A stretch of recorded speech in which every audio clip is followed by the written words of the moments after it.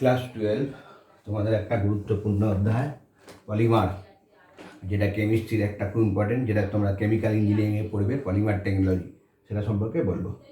Polymer মানে কি? পলি আর মেরস, Greek শব্দ। পলি হচ্ছে বৃহদাকার বড়, মেরস হচ্ছে খণ্ড, বৃহদাকার খণ্ড, অর্থাৎ অসংখ্য ছোট ছোট অণু যুক্ত হয়ে যখন বৃহদাকার অণু গঠন করবে তাকেই আমরা পলিমার বলি। ঠিক আছে, সেরকম পলিমার কম্পাউন্ড কীরকমভাবে আমি উদাহরণসহ বোঝাচ্ছি। ধরো এরকম ছোটো ছোটো অসংখ্য মনোমার যুক্ত হচ্ছে, ঠিক আছে, যুক্ত হয়ে কী হলো? যুক্ত হয়ে সমযোজী বন্ধন দ্বারা যুক্ত হয়ে বৃহৎ আণবিক বিশিষ্ট যৌগ তৈরি হলো, সেটা হচ্ছে পলিমার। এবং যদি আলাদা যখন দুরকম মনোমার যুক্ত হচ্ছে, এটা একটা মনোমার, এটা একটা মনোমার, আবার এইটা একটা মনোমার, এটা একটা মনোমার, আবার এইটা একটা মনোমার, তখন দুরকম মনোমারগুলো অণুগুলো যুক্ত হয়ে যখন বৃহদাকার অনুকরণ করবে, সেইটা এক ধরনের পলিমার। ঠিক আছে, এদের আণবিক ভর খুব উচ্চ, 10,000 থেকে প্রায় 1,00,000 পর্যন্ত হতে পারে। ঠিক আছে, এবং বিরাট অণু হতে পারে।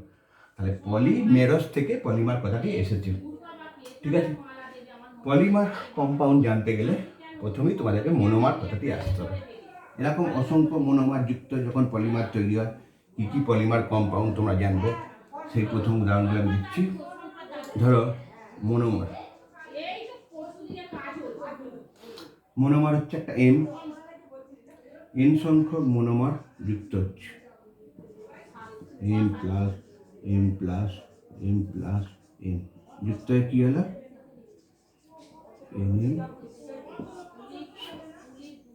এটাই হচ্ছে পলিমার কম্পাউন্ড, অর্থাৎ এম সংখ্যক মনোমার যুক্ত হয়ে বৃহদাকার অনুগঠন করছে। যেমন পলিথিন, পিই, পলিথিন কম্পাউন্ড, এর মনোমার কি? ইথিলিন, CH2 দ্বিবন্ধন CH।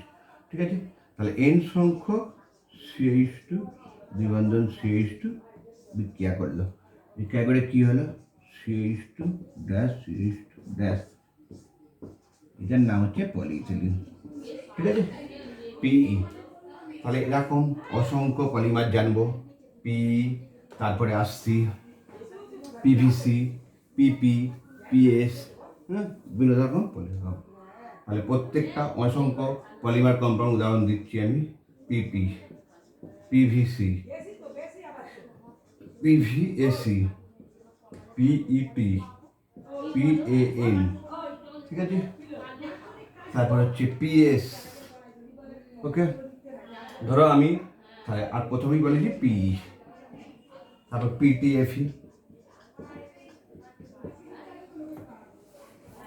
পলিপ্রোপিলিন। পিপি হচ্ছে পলিপ্রোপিলিন, পিভি হচ্ছে পলিভিনাইল ক্লোরাইড, পি হচ্ছে পলি আর পি হচ্ছে প্রোপিলিন। তাহলে প্রোপিলিন হচ্ছে মনোমার।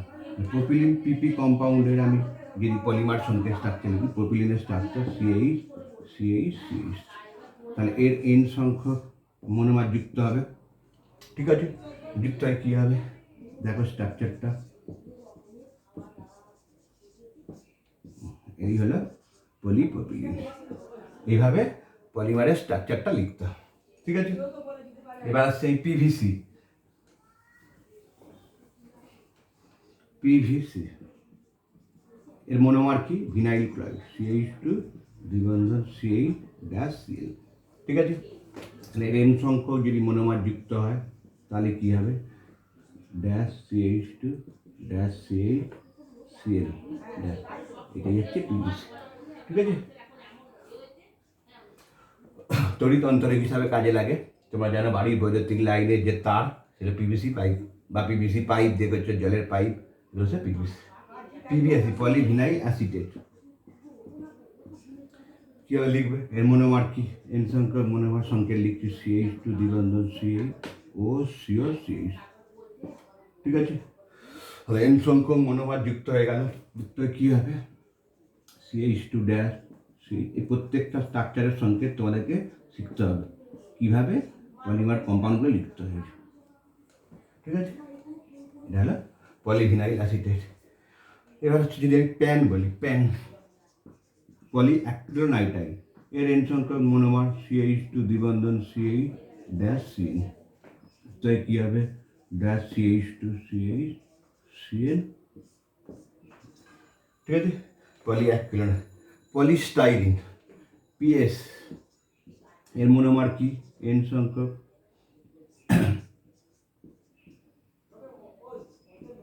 সিএইচ সিএইচ, এটা স্টাইরিন।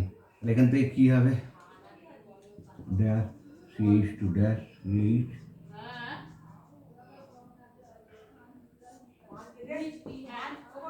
এটাই হলো পিএস, পলিস্টাইরিন। ঠিক আছে, এরকম পেট পিটিএফই, পেট হচ্ছে পলি ইথিলিন টেরিথালেট। এটা খুব একটা সুন্দর পলিমার কম্পাউন্ড, জানবো আমরা। তাহলে প্রত্যেকটা পলিমারের স্ট্রাকচার তোমাদেরকে খুব ভালো করে জানতে হবে, ঠিক আছে, পরীক্ষা করে। পেট পলি ইথিলিন টেরিথালেট, এদের দুই প্রকার মনোমার আছে। একটা হচ্ছে ইথিলিন গ্লাইকল, একটা টেরিথালিক অ্যাসিড। টেরিথালিক অ্যাসিডের সংকেত কি? COOH dash COOH। Ethylene glycol OH, CH2CH2OH। ঠিক আছে, দুটো যুক্ত হবে, দুটো মনোমার। তাহলে এখান থেকে OH আর এইচটা বেরিয়ে যাবে, জলে বেরিয়ে যাবে। তাহলে কী হলো?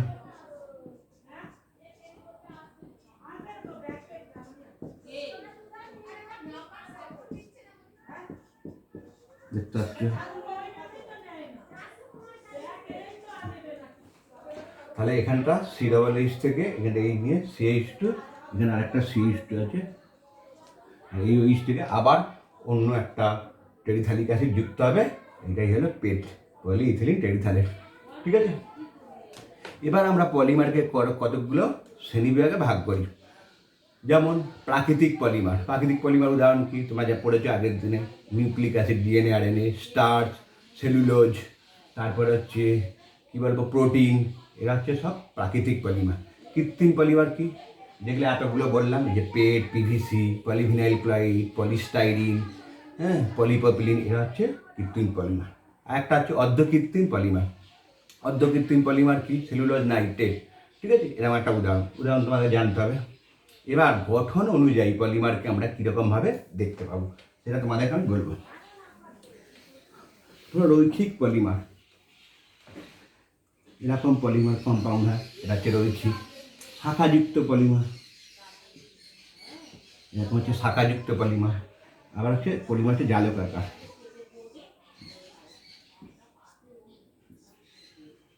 ঠিক আছে, এটা হচ্ছে জালকাকার। তাহলে এটা হচ্ছে রৈখিক পলিমার 1 নম্বর। 2 হচ্ছে শাখাযুক্ত পলিমার। 3 নম্বর হচ্ছে জালকাকার পলিমার। এই জালকাকার পলিমার উদাহরণ কি? ফেনল ফর্মালডিহাইড রেজিন, যেটাকে আমরা ব্যাকেলাইট বলি। ঠিক আছে, রৈখিক পলিমার তোমরা জানবে, যেগুলো হচ্ছে প্রাকৃতিক ব্যবহার বা কাটা পাচ্চা। শাখাযুক্ত পলিমার, যেটাকে ভ্যালকানাইজেশন পদ্ধতি তৈরি করা হয়, সেটা তোমরা জানবে। ঠিক আছে, এবার আসছি পলিমারকে আমরা দুভাগে ভাগ করি। Thermoplastic polymer, thermosetting polymer. Thermoplastic polymer, যে পলিমারকে তাপ দিলে নমনীয় করা যায় এবং তাপ অপসারণ করলে পুনরায় সে শক্ত হয়ে যায়। ঠিক আছে, সেটা হচ্ছে থার্মোপ্লাস্টিক পলিমার। এরকম থার্মোসেটিং পলিমার কি? যে পলিমারকে তাপ দিয়ে পুনরায় আগের অবস্থা, শক্ত অবস্থা ফিরে পাওয়া যায়, কিন্তু পুনরায় তাপ দিলে সে আর নমনীয় হয় না, সেটা হচ্ছে থার্মোসেটিং পলিমার। ঠিক আছে, তাহলে তোমরা থার্মোপ্লাস্টিক পলিমার আর থার্মোসেটিং পলিমার খেয়ে বেশি টেকসই থার্মোসেটিং পলিমার তোমার জানলে। ঠিক আছে, এবার হচ্ছে আমরা পলিমার কম্পাউন্ডকে কীভাবে তৈরি করব। 3টে পদ্ধতি তৈরি করা যায় পলিমারাইজেশন। Polymerisation reaction. 1 নম্বর হচ্ছে মুক্তমূলক, 2 নম্বর হচ্ছে ক্যাটায়নিক, পলিমারেজ হচ্ছে অ্যানায়নিক। ঠিক আছে, প্রথমে আসবে মুক্তমূলক পলিমারেশন কীভাবে তৈরি করা। ঠিক আছে, তোমাদের বিপিও, বেনজোইল পারক্সাইড, কীরকম কম্পাউন্ডের structure?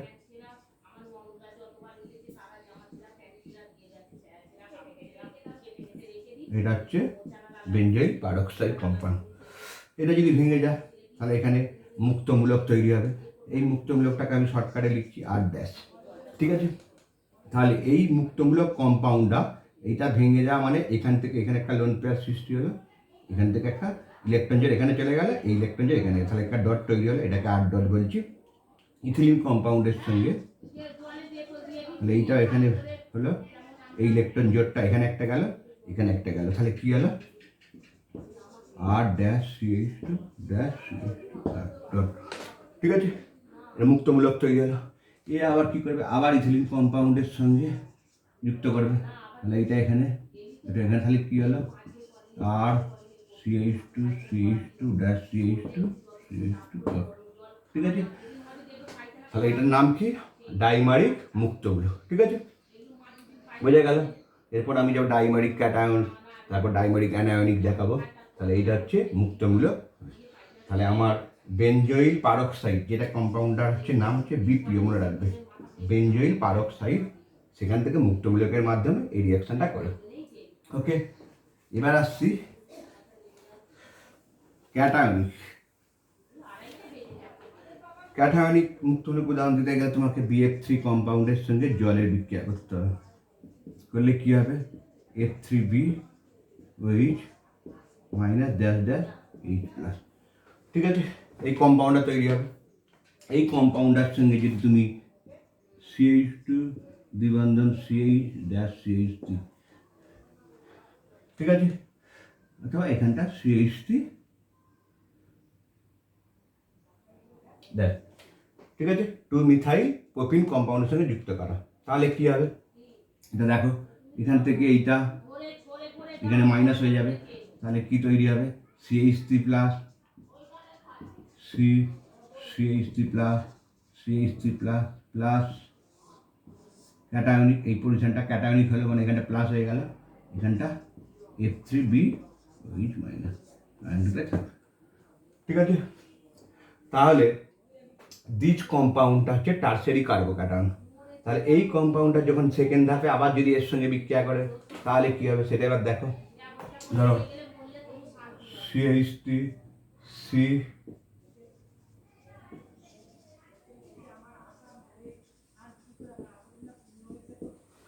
Plus CH2 দ্বিবন্ধন CH3 CH। ঠিক আছে, তাহলে কী হবে তোমার নিজেরাই বোঝার চেষ্টা করো। তাহলে এখান থেকে এইটা মাইনাস হয়ে গেল, এটা এর সঙ্গে অ্যাটাক করবে, তাহলে কী হবে CH3 CH3, ঠিক আছে, CH3 dash CH2 CH3 CH3 এটা প্লাস BF3 মাইনাস। ঠিক আছে, তাহলে হচ্ছে ডাইমারিক ক্যাটায়নিক পলিমারাইজেশন রিয়াকশন। ঠিক আছে, দুটো কম্পাউন্ড যুক্ত হচ্ছে এইভাবে।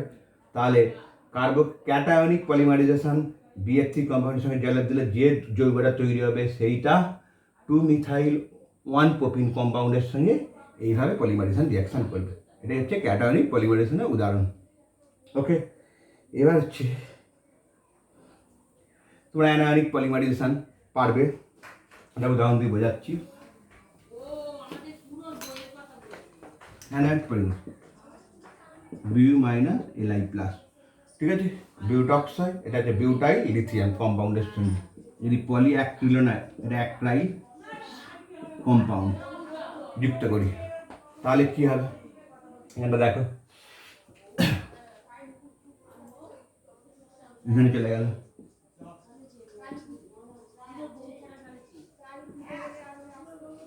ঠিক আছে, মাইনাস Li প্লাস, বুঝতে পেরেছ? এটা এখানে সরে গেল মানে এখানে মাইনাস হলো, তাহলে এই যে বিউটক্সাইড এখানে ক্যাটায়নিকের সঙ্গে একান্ত হলো, তাহলে এখানটা এই কম্পাউন্ডটা তৈরি করলো। এটা অ্যানায়নিক দেখাচ্ছে, অ্যানায়নিক পজিশানে আছে। This compound is second term যদি আবার এইটাকে যদি অ্যাক্রিলোনাইট্রাইল CH2CH3 এর সঙ্গে বিক্রিয়া করে তাহলে আবার সেটা এখানে সরে গিয়ে এই পোর্শনটা এখানে অ্যাটাক করবে, তাহলে কী হবে, বিউ CH2 CH3 dash CH2 CH3 minus Li plus. ঠিক আছে, ডাইমারিক অ্যানায়নিক পলিমারাইজেশন কম্পাউন্ড। তাহলে পলিমারাইজেশন রিয়াকশন আমরা তিনটে সিস্টেমে দেখতে পাচ্ছি। এক নম্বর মুক্তমূলক, ক্যাটায়নিক পলিমারাইজেশন, 3 হচ্ছে অ্যানায়নিক পলিমারাইজেশন। ঠিক আছে, উদাহরণগুলো তোমরা বুঝতে পেরেছো। ওকে, এবার আসছি দুটো পলিমারেজ কম্পাউন্ড তোমরা জানবে খুব টেকসই, যেটা হচ্ছে নাইলন 6C, খুব ইম্পর্টেন্ট পরীক্ষায় পড়ে। নাইলন 6C আর হচ্ছে নাইলন 6। ঠিক আছে, নাইলন 6C এর দুটো মনোমার তোমরা জানবে, hexamethylene diamine plus adipic acid.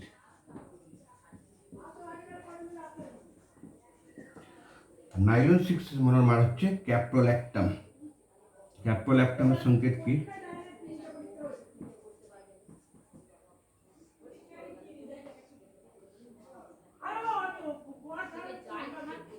ঠিক আছে, এটা হচ্ছে ক্যাপ্রোল্যাক্টাম এর মনোমার, মনে রাখবে ক্যাপ্রোল্যাক্টাম।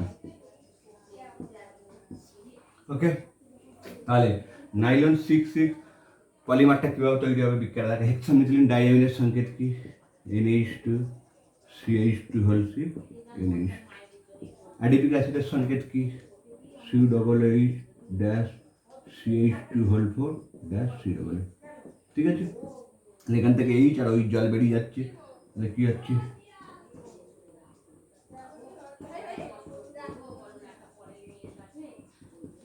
গ্যাস CH2 হোল 4 ড্যাশ,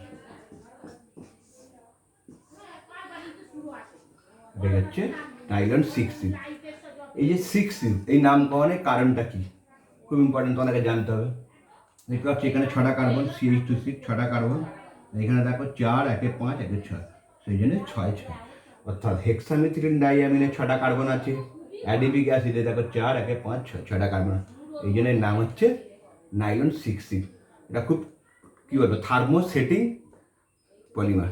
ওকে, খুব টেকসই, এই মজবুত মশারি, জাল, ছিপের দড়ি এইসব তৈরিতে ব্যবহার করা। নাইলন 6 এখানেও 6টা কার্বন, শুধু 6টা কার্বন, ক্যাপ্রোল্যাক্টাম। যদি এই পোর্শনটা ভেঙে দেওয়া হয় তাহলে কী হবে দেখো,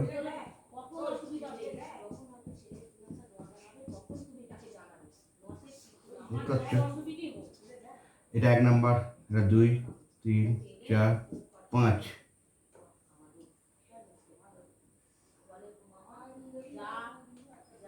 1 2 3 4 5 6। তাহলে এখানে CH2 5, এটা CH2 CH2 CH2 CH2 CH2 5। ঠিক আছে, C দ্বিবন্ধন, তাহলে এখানে 5টা, একে 6টা, সেই জন্য এই নাম হচ্ছে 6, নাইলন 6। তাহলে নাইলন 6 পলিমারের স্ট্রাকচারটা এইভাবে লিখতে হবে। ওকে, বোঝা গেল। এবার আসছি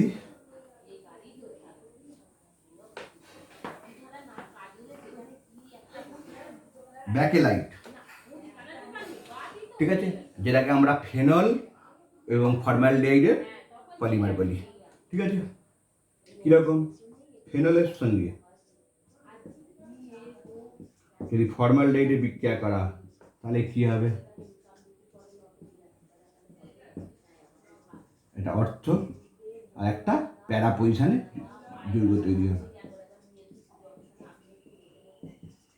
ঠিক আছে, ওকে। এই কম্পাউন্ডকে যদি অতিরিক্ত ফর্মালডিহাইডের সঙ্গে বিক্রিয়া করা তার নভোলক কম্পাউন্ড তৈরি হবে। সেই নভোলক কম্পাউন্ডটা যখন পলিমারাইজ করবে সেটাই ব্যাকেলাইট হবে। সেই নভোলক কম্পাউন্ডটা কি সেটা তোমাকে প্রথম জানতে হবে। দেখো,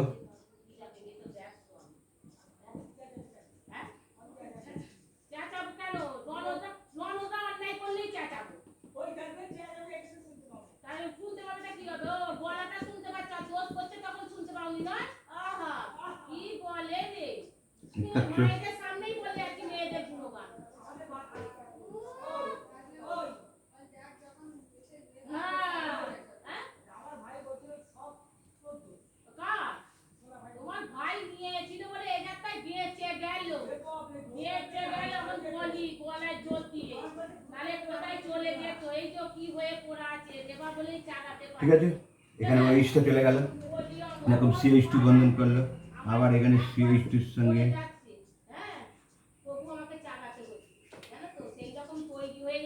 সিএইচটির সঙ্গে যুক্ত হলো।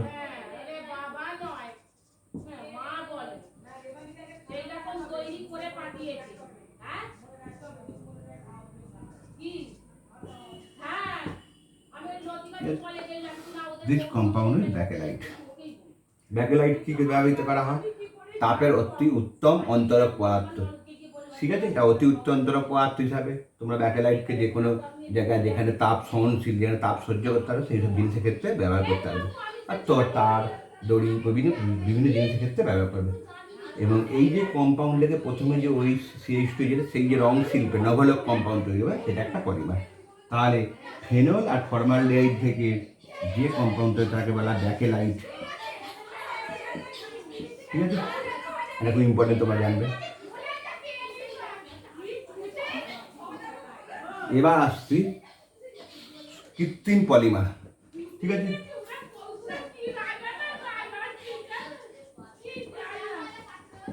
দুটো তোমরা কৃত্রিম পলিমার জানবে, গুণা N হচ্ছে গুণা S, ঠিক আছে? গুণা N কি বিউটাডাইন আর 1 কিলো নাইট্রাইল, এই দুটো মনোমার। গুণা S কি বিউটাডাইন আর হচ্ছে স্টাইরিন মনোমার, ঠিক আছে? এবার গুণা Nটা দেখো পড়বে পরীক্ষায় পড়ে। গুণা N বিউটাডাইন CH2 দ্বিবন্ধন CH ড্যাশ CH2, এটা বিউটাডাইনের সংকেতের নাম।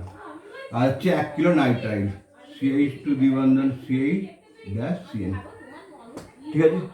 এই দুটো মনোমার যুক্ত হয় এই বিউটাডাইন গুণা N তৈরি হয়, ঠিক আছে? গুণা S কি CH2 দ্বিবন্ধন CH ড্যাশ CH2 এর সঙ্গে স্টাইরিন কম্পাউন্ড যুক্ত হয়ে কি হবে? গুণা S তৈরি হয়। পরীক্ষা খুব পরে, এটা ইম্পর্টেন্ট, খুব মনে রাখবে। কৃত্রিম বা সংশ্লেষিত পলিমার, ঠিক আছে? স্ট্রাকচারটা তোমরা লিখতে পারবে। এটার সঙ্গে এটা যখন যুক্ত হবে তখন দেখিয়ে দিচ্ছি কীভাবে লিখবে। CH2 dash CH দ্বিবন্ধন CH dash CH2 dash CH2 CH CN, ঠিক আছে? এইভাবে পলিমারটা লিখতে হবে, বুনাইন পলিমারটাকে। এটাও ঠিক এইভাবে একইভাবে লিখবে। এখান থেকে সরে গিয়ে এখানে দ্বিবন্ধনে যাবে, এখানটা তখন এইটার সঙ্গে বন্ধন করবে, এইটার সঙ্গে বেঞ্জিনটা নিচের দিকে থেকে N সংখ্যক যুক্ত হবে, ঠিক আছে? হচ্ছে কৃত্রিম পলিমার। এবার হচ্ছে প্রাকৃতিক রবার এবং গাঁটা পাচ্ছ, সেটা কি? Isoprene compound. সেই আইসোপ্রিন কম্পাউন্ডের দুটো আইসোমার পাওয়া যায়, একটা সিস আইসোমার, একটা ট্যান্স আইসোমার। সিস আইসোমারকে আমরা প্রাকৃতিক রবার বলি, আর ট্যান্স আইসোমারকে আমরা গাঁটা পাচ্চা বলি। এখানে আইসোপ্রিন কম্পাউন্ডটা কি? 2-মিথাইল 1,3-বিউটাডাইন CH2 দ্বিবন্ধন C CH3 dash CH 2-মিথাইল 1 2 3 4 1,3-বিউটাডাইন। এটা কি বলে? আইসোপ্রিন কম্পাউন্ড, ঠিক আছে? এই দুটো কম্পাউন্ডের আমি যদি সিস আইসোমার ট্যান্স আইসোমার লিখি তাহলে কি হবে?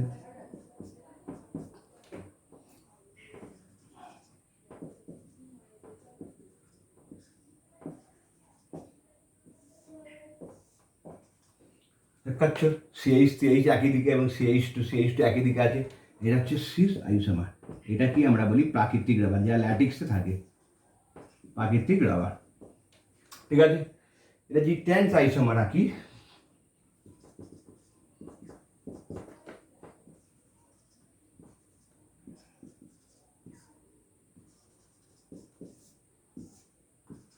এটা কি বলাচ্ছে? গাঁটা পাচ্চা।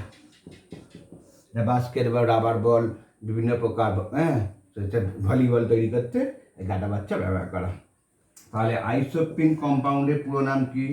2-মিথাইল 1,3-বিউটাডাইন, ঠিক আছে? This compound is isoprene. এই আইসোপ্রিন কম্পাউন্ড দুটো আইসোমার, সিস আইসোমারকে আমরা প্রাকৃতিক রাবার বলি, ট্যান্স আইসোমারকে আমরা গাঁটা বাচ্চা বলি। খুব ইম্পর্টেন্ট প্রশ্ন, ঠিক আছে? এবার আসছি ভ্যালকানাইজেশন।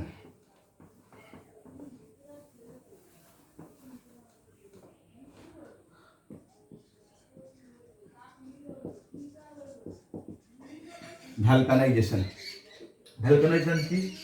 যে পদ্ধতিতে কোনো থার্মোপ্লাস্টিক পলিমারকে কম নমনীয় এবং উচ্চ প্রসারণশীল থার্মোসেটিং পলিমারে রূপান্তরিত করা হয় সেটা হচ্ছে ভ্যালকানাইজেশন। মনে করো এইটা একটা রৈখিক পলিমার, ঠিক আছে?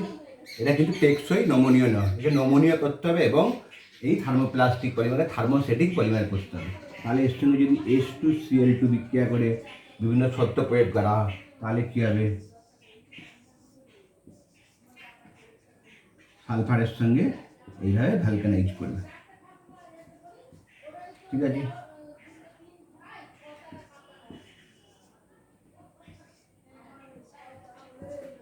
এটা হচ্ছে ভ্যালকানাইজেশন রবার।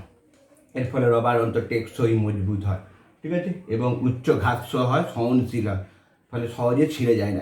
হাইলি ইলাস্টিসিটি হয়, যেটাকে বলা হয় পূর্ণ স্থিতিস্থাপক, হাইলি ইলাস্টিসিটি, ঠিক আছে? এই ধর্ম বজায় রাখার জন্য ভ্যালকানাইজেশন পদ্ধতি প্রয়োগ করতে হয়, ঠিক আছে? তাহলে তোমরা পলিমারের সমস্ত কম্পাউন্ডগুলো জানলে, পলিমারের শ্রেণীবিভাগ জানলে, পলিমার সম্পর্কে কীভাবে পলিমার কম্পাউন্ড তৈরি হচ্ছে, নামকরণটার অর্থ কী, পলি অর্থাৎ বড়, মার্স মেরস খণ্ড, বহু খণ্ডের কম্পাউন্ড। একটা পলিমার তোমাদেরকে বলবো PTFE, পলিটেট্রাফ্লোরোইথিলিন। তাহলে এখানে মনোমারটা কি? CF2 দ্বিবন্ধন CF2, ঠিক আছে? টেট্রাফ্লোরোইথিলিন, এই মনোমারটা যুক্ত হয় কী হবে? CF2 ড্যাশ CF2, এটা কি বলা? PTFE, টেফলন বা টেফলন রং শিল্পে ব্যবহার করা। এশিয়ান পেন্টে আরও মজবুত করা, টেকসই করার জন্য PTFE ব্যবহার করা, ঠিক আছে? এবার আসছি আমরা যে পলিমার বায়োডিগ্রেডেবল, নন বায়োডিগ্রেডেবল। যে সমস্ত পলিমার হচ্ছে জৈব বিয়োজ্য, অর্থাৎ জলের দ্বারা বা ব্যাকটেরিয়ার দ্বারা সহজে পাচিত হবে, সেটা হচ্ছে বায়োডিগ্রেডেবল পলিমার। যেমন protein, DNA, RNA, starch, glucose, এরা হচ্ছে biodegradable polymer. Non biodegradable polymer কি? আমি এতগুলো যে বলেছি, PE polyethylene, PS polystyrene, PP polypropylene, PVC polyvinyl chloride, PVSC polyvinyl acetate, pan polyacrylamide, এরা হচ্ছে সব নন বায়োডিগ্রেডেবল পলিমার, ঠিক আছে? এই পলিমারগুলো ব্যবহার কি, এই পলিমারের ব্যবহারের কুফল কি, ঠিক আছে? এই পলিমার কি শিল্পে লাগে? টার শিল্পে। যেমন ভ্যালকানাইজেশন রবার এমনি রবার অপেক্ষা কেন টেকসই হয়? তাহলে সেই পলিমার টেকনোলজি তোমরা কেমিস্ট্রির একটা গুরুত্বপূর্ণ চ্যাপ্টার যেটা ইঞ্জিনিয়ারিংয়ে আছে পলিমার, সেই পলিমার টেকনোলজি সম্পর্কে তোমাদেরকে পড়তে হবে। তাহলে পলিমার হচ্ছে মোস্ট ইম্পর্টেন্ট অফ কেমিস্ট্রি, ঠিক আছে? অর্গানিক কেমিস্ট্রির একটা অধ্যায়, এটা তোমরা জানলে, ঠিক আছে? আর কি? আর কেমিস্ট্রি পলিমার সম্পর্কে তোমাদেরকে আমি সবই বলে দিয়েছি। এবার হচ্ছে জিগলার ন্যাটা ক্যাটালিস্টটা কি, একটা বলে দিই উদাহরণটা, খুব পরীক্ষায় পড়ে। জিগলার ন্যাটা ক্যাটালিস্ট, ঠিক আছে? এটা কি? Titanium chloride TiCl4, aluminium টেট্রাইথাইল C2H5O3, এর মিশ্রণকে বলা হয় জিগলার ন্যাটা ক্যাটালিস্ট। কী কাজে লাগে? যে কোনো ইথিলিন কম্পাউন্ড থেকে যে পলিথিন তৈরি হয় সেটা দুটো হয়, নিম্ন ঘনত্ব বিশিষ্ট, একটা উচ্চ ঘনত্ব বিশিষ্ট। উচ্চ ঘনত্ব বিশিষ্ট যখন পলিথিন তৈরি করা হয় ইথিলিন থেকে, তখন এই জিগলার ন্যাটা অনুঘটক TiCl4 আর Al C2H5O3, অ্যালুমিনিয়াম টেট্রাইথাইল টাইথাইল, এই কম্পাউন্ডের সঙ্গে উচ্চ তাপ সত্ত্বে বিক্রিয়া করলে কী হয়? উচ্চ ঘনত্ব বিশিষ্ট পলিথিন তৈরি হয়, ঠিক আছে?